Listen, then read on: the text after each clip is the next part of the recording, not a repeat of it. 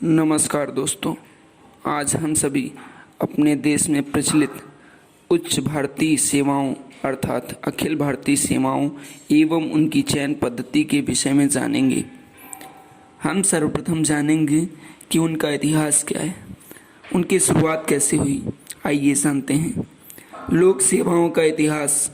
British औपनिवेशिक शासन के समय में भारत में नियुक्त होने वाले लोक सेवकों का चयन हेलीबरी कॉलेज की एक चयन समिति एवं बोर्ड ऑफ डायरेक्टर्स के माध्यम से किया जाता था। भारत में आधुनिक सिविल सेवा की शुरुआत लॉर्ड कॉर्नवालिस ने की, जिन्हें भारत में सिविल सेवा का जनक कहा जाता है।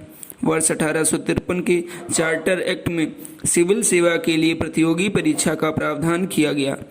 परीक्षा में शामिल होने की अधिकतम आयु 23 वर्ष थी, जिसे वर्ष 1866 में घटाकर 21 वर्ष तथा वर्ष 1878 में घटाकर 19 वर्ष कर दिया गया। वर्ष 1864 में Satyendra Nath Tagore Indian civil service में सफलता पाने वाले प्रथम भारतीय थे। वर्ष 1878 में लॉर्ड लिटन ने वैधानिक सिविल सेवा की शुरुआत की।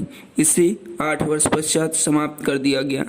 वर्ष 1923 से सिविल सेवा प्रतियोगिता परीक्षा इंग्लैंड के साथ साथ भारत में भी आयोजित की जाने लगी। अर्थात इससे पहले 1923 से पहले जो सिविल सेवा प्रतियोगिता परीक्षा थी वो सिर्फ और सिर्फ इंग्लैंड में आयोजित की जाती थी, अब भारत में भी आयोजित की जाने लगी।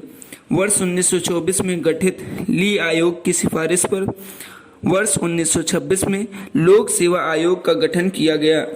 वर्ष 1935 के अधिनियम द्वारा इसे संघ लोक सेवा आयोग का नाम दिया गया।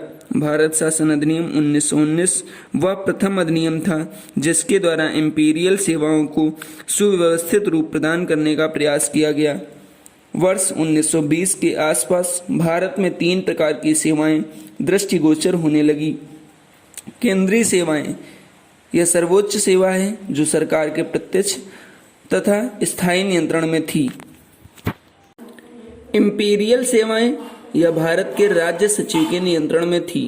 प्रांतीय सेवाएं या प्रांतीय अधिकारियों अर्थात गवर्नर के अधीन थी। वर्ष 1935 के अधिनियम द्वारा भारत में संघीय तथा प्रांतीय लोक सेवा आयोगों की स्थापना की गई, जिन्हें भर्ती का कार्य सौंपा गया। संसदीय शासन व्यवस्था में प्रशासनिक नीतियों का निर्धारण मंत्रियों द्वारा किया गया, परंतु देश का प्रशासन लोक सेवा अधिकारियों के एक विशाल समूह द्वारा चलाया जाता था।